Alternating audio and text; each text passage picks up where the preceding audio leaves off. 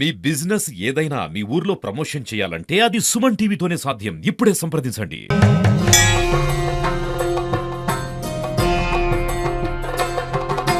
శ్రీ గణేశాయ నమః.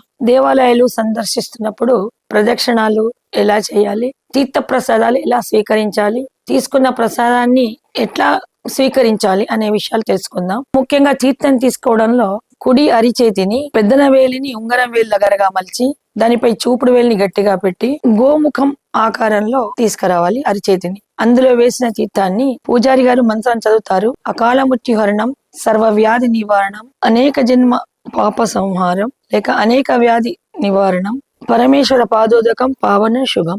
ఏ దేవాలయంలో అయినా ఏ దేవుడు ఉంటే ఆ దేవుడు యొక్క స్మరణ. లక్ష్మీ నరసింహ స్వామి పాదోదకం పావన శుభం, శ్రీరామచంద్ర పాదోదకం పావన శుభం. ఇలాగా ఆయా దేవాలయాలను బట్టి మనము అక్కడ పేరు మార్చుకొని ముమ్మార్లు తీర్థాన్ని స్వీకరించాలి. ముమ్మార్లు వాళ్ళు పెడతారు, మనం స్వీకరించేది ఒకేసారి. మంత్రం అనుకుంటూ 3 సార్లు పెట్టాలి. 3 సార్లు ఎందుకు పెట్టాలంటే, ఒకటి జన్మ సాఫల్యం కోసం, ఒకటి ఆయురారోగ్య సిద్ధి కోసం, ఒకటి ప్రమాదాల నివారణ కోసం 3 రకాల ఉద్ధరణితోని 3 సార్లుగా తీర్థాన్ని వాళ్ళు పెట్టినప్పుడు మనం స్వీకరించాలి. అలాగే ప్రసాదాన్ని తీస్తారు. మనకి ఉపవాసపు దినాలు ఉంటాయి. టెంపుల్స్ చాలా వరకు ఉదయం పూట దద్దోజనాలు లేక పులిహోరలు పెడతారు. ఇక మిగతా లడ్డు గారెలు లాంటివన్నీ మనం డబ్బు పెట్టి కొనుక్కోవాలి. ఉపవాసము లేనప్పుడు ప్రసాదాన్ని ఎలాగైనా స్వీకరిస్తారు. కాకపోతే సోమవారం, సంకష్టి, ఏకాదశులు ఉన్నప్పుడు అక్కడ అన్నం పెట్టిన పులిహోర అన్నం కదా, ఎలాగా స్వీకరించాలి అంటే, గుడి ప్రాంగణంలో ఉన్నంతసేపు ప్రసాదం ప్రసాదంగానే ఉంటుంది. గర్భగుడి దాటకుండా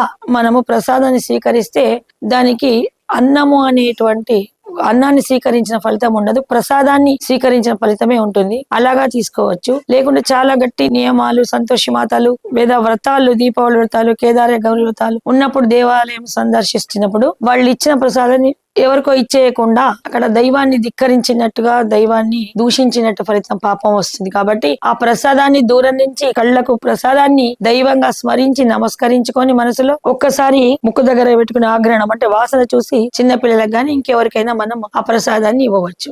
ఇది తీర్థ ప్రసాద స్వీకరణ. అలాగే ప్రదక్షిణం, మనం శివాలయ ప్రదక్షిణం గురించి చెప్పుకున్నాం. కానీ అన్ని మిగతా ఆలయాల్లో ప్రదక్షిణాన్ని ఎక్కడ పడితే అక్కడ స్టార్ట్ చేయకూడదు. ధ్వజస్తంభం దగ్గర మూల విరాట్టును పాదాల నుండి తల వరకు చక్కగా కళ్ళ నిండా నింపుకొని ధ్వజస్తంభం నుండి 2 చేతులు జోడించి మెల్లగా నడవాలి. చాలా గబగబా స్పీడ్ గా ప్రదక్షిణం చేయకూడదు. మీరు చేసిన ఆ ప్రదక్షిణ ఫలితం రాదు. 2 చేతులు జోడించి ఒక అడుగు అంటే ముందుగా కుడికాలు వేసి, కుడికాలు పెదన వేలుకు ఇంకొక అడుగు తాకేటట్టుగా, వెనక ఎడమకాలు అడుగు భాగం తాకేటట్టుగా మీరు అందులో 3 చేసినా, 5 చేసినా, 11 చేసినా పుణ్యమే. కానీ చాలా స్పీడ్ గా దేవుడు చుట్టూ తిరగడం, అందరితోని కబుర్లు చెప్పుకుంటూ తిరగడం, అది ఎటువంటి ఫలితాన్ని ఇవ్వదు. అటువంటి ప్రదక్షిణం దేవుడు సహించుకోలేడు.